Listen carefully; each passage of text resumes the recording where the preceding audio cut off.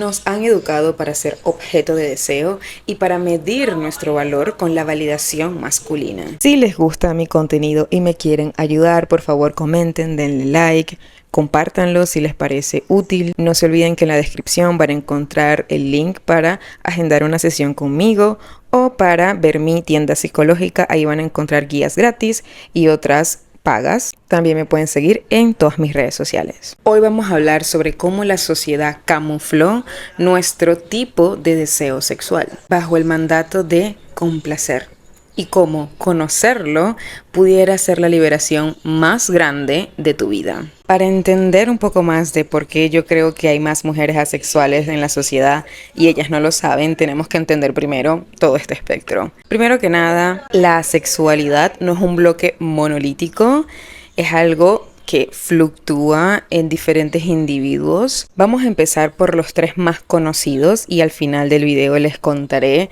todo lo que existe dentro del espectro hasta ahora. El primero y el que la mayoría conoce son los arománticos. Básicamente este es el, digamos, asexual estricto. No siente realmente un deseo sexual por ningún género. Eso no quiere decir que les aborrezca el sexo o sientan asco, simplemente no experimentan ese deseo. Por otro lado, los gris asexuales, donde estoy yo, son personas asexuales que experimentan deseo sexual, pero en momentos muy específicos, por circunstancias muy específicas, de baja intensidad y el deseo es muy fluctuante. Pero sí pueden experimentar deseo y sí lo disfrutan. Y los más conocidos son los demisexuales. Estos también son asexuales, solamente que ellos solo experimentan el deseo sexual una vez han creado un vínculo emocional con el otro. Hablemos del origen de este concepto. Kinsey, que fue, digamos, el de los primeros autores de hablar sobre la sexualidad y cómo es flexible y fluctuante a lo largo de la vida, él no colocó la sexualidad como orientación sexual, pero sí dentro de sus informes la colocaba en una categoría X para representar a las personas que no tenían ningún tipo de relación sociosexual con ningún género. Yo sé que ven el reflejo de mis lentes, pero es que mi gente, yo estoy ciega, yo necesito ver, ¿ok? En los años 80, el psicólogo Storm, así es su apellido, separó, digamos, la sexualidad en estas 2 dimensiones: hetero y homosexual. Sin embargo, incluso dentro de la erotofilia, que es como este deseo, este rasgo de personalidad que pueden tener las personas que no sienten ningún rechazo por el deseo sexual, el coito, no es igual a las parafilias, es otro peo, ¿ok? La erotofilia es algo normal. Sin embargo, igual se dejó un apartado para las personas que no sentían la atracción sexual por ambos sexos, en este caso, hablando como de géneros binarios. Lo interesante de esto es que desde los años 40, esto fue en los 80, se estaba hablando de que existían personas asexuales, solamente que creo que no se utilizaba ese término como tal. En el 2001, David J. funda The Asexual Visibility and Education Network.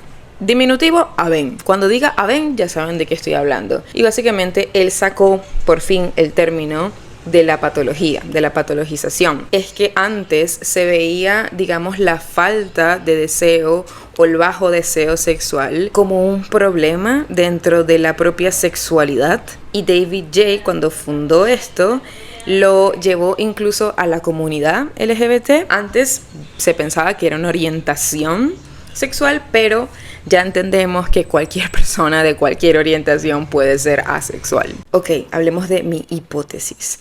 En una sociedad falocéntrica y patriarcal, donde el deseo femenino se ha construido en relación a otros, no en relación a nosotras mismas. Recuerden, no todos los asexuales sienten rechazo por el sexo. Hay algunos que sí sienten asco y aberración, pero hay otros que no.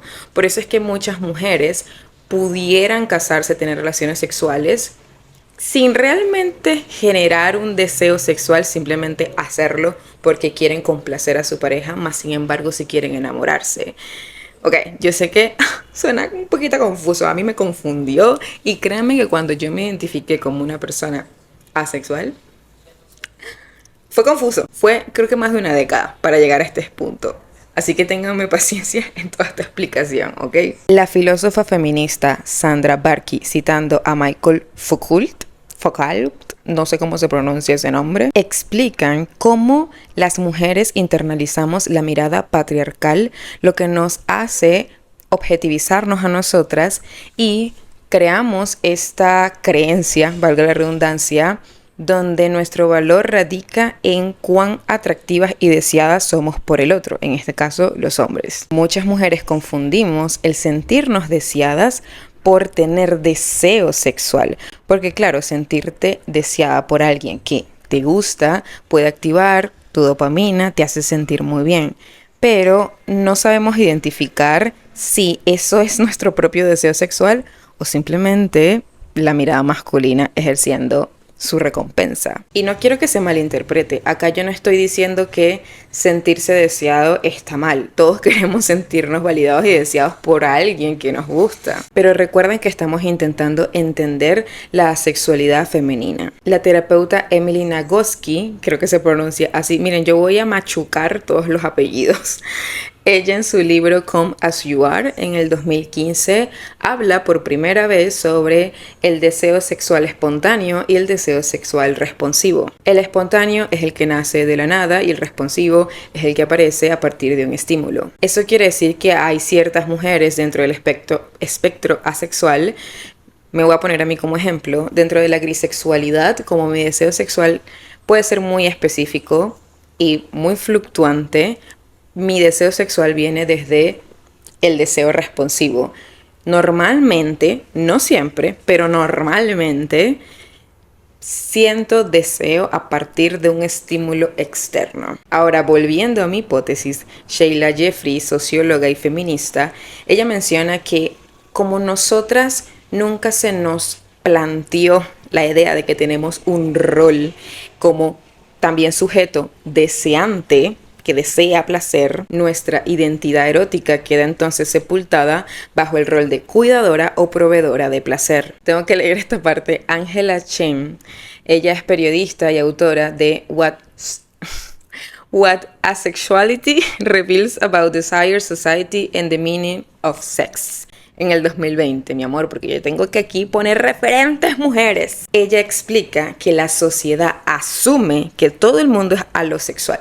Los alosexuales son las personas que presentan pues deseo sexual y romántico. Entonces se desarrolla un guión sexual obligatorio para todo el mundo. Y para las mujeres este maldito guión puede ser perverso, porque tienes que ser lo suficientemente sexy para ser deseada, pero no tanto, porque si no eres juzgada. Y en ese maldito juego de intentar equilibrar esto, tu autoconocimiento erótico se anula. Es decir, una mujer asexual puede pasar gran parte de su vida o toda su vida siendo una persona sexualmente activa, cumpliendo con el coito por mera norma social, o puede ser por una regla emocional, porque pues puede amar a su pareja, pero al final puede que el deseo genuino sexual nunca haya estado ahí o muy poco. En los censos de AVEM, que es digamos la comunidad asexual, para llamarlo de alguna forma, muestran consistentemente un sesgo de género.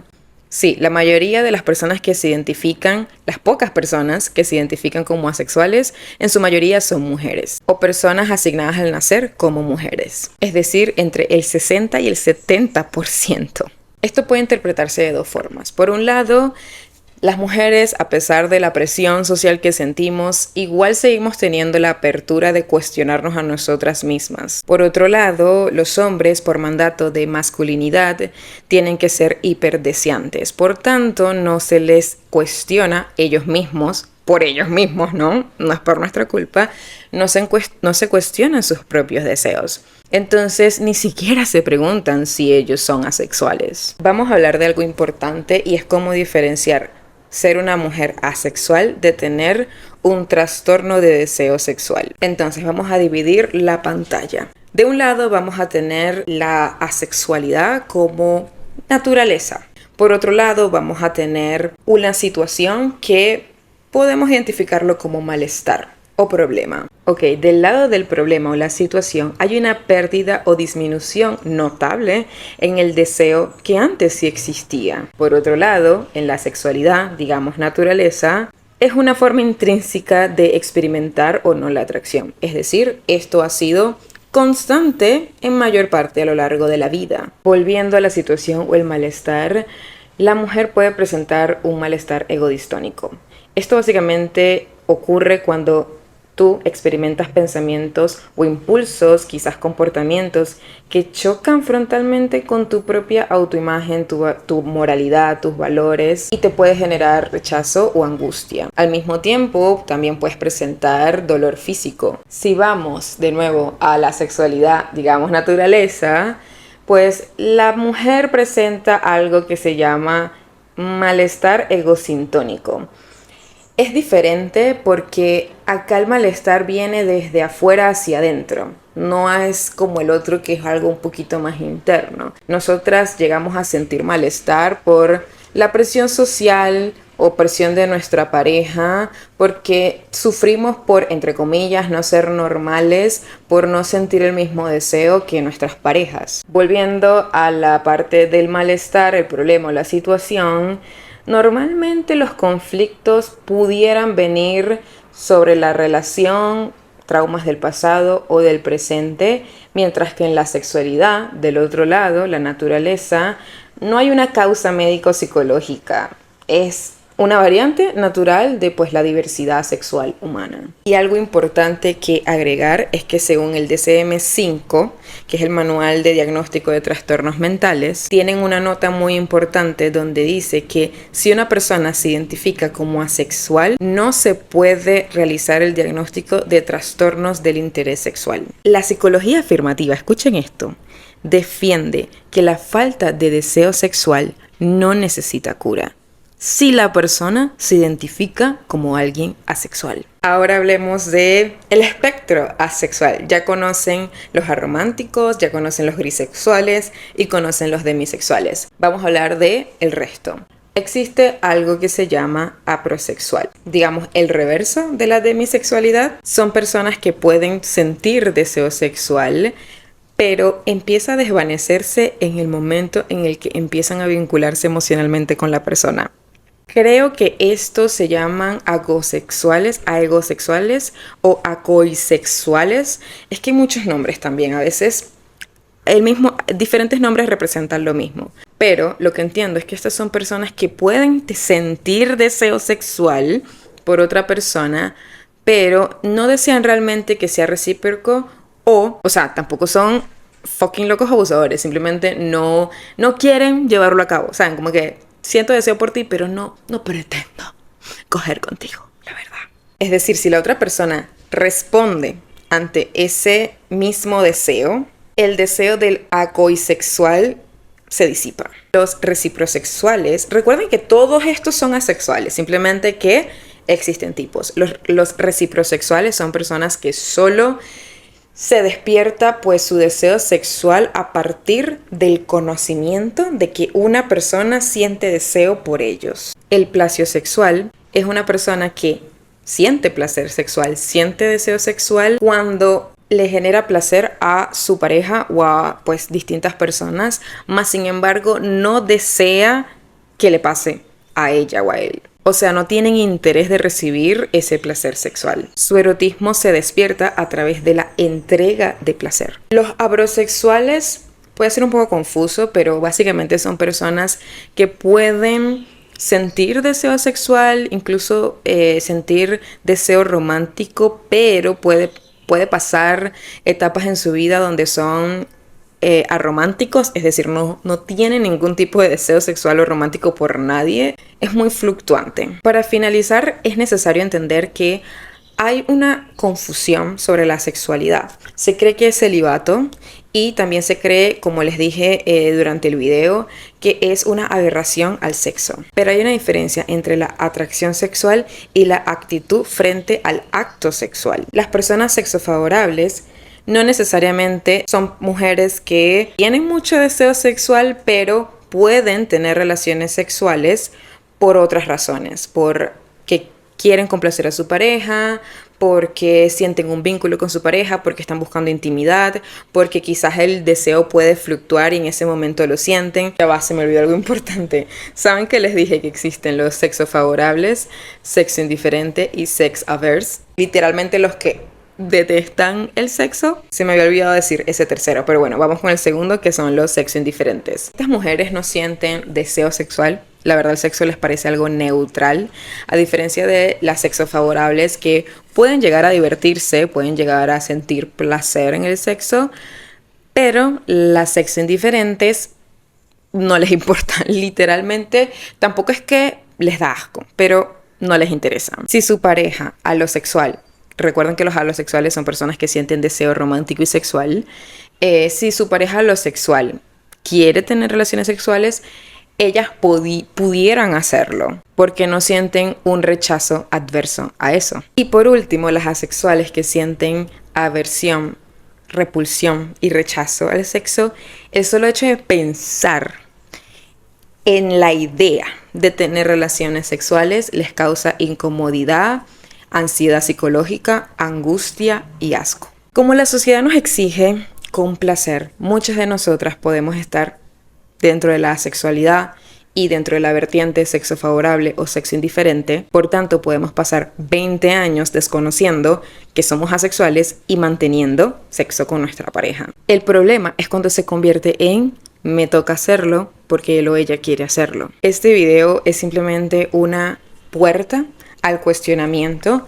Para mí, hablando un poco desde mi propia experiencia y mi propio camino personal con la asexualidad, para mí fue muy difícil identificarme como mujer grisexual, ya que todo el mundo me decía que no lo era, porque había tenido una vida sexualmente activa por gran parte de mi vida, sobre todo en mis 20s. Y, por supuesto, yo tenía la idea de que las mujeres asexuales no sentían ningún tipo de deseo o atracción. Por tanto, el hecho de que yo sí lo sintiera significaba que no estaba dentro de ese espectro. Pero empecé a cuestionarme cuando, estando en relaciones de pareja, mi deseo sexual disminuía muchísimo. Y estando soltera, mis encuentros sexuales tenían mucha diferencia en el tiempo. Es decir, podía estar con una persona hoy y con la misma persona semanas o meses después. Y también me llegó a pasar lo que les comenté, confundía el hecho de ser deseada y elegida por una persona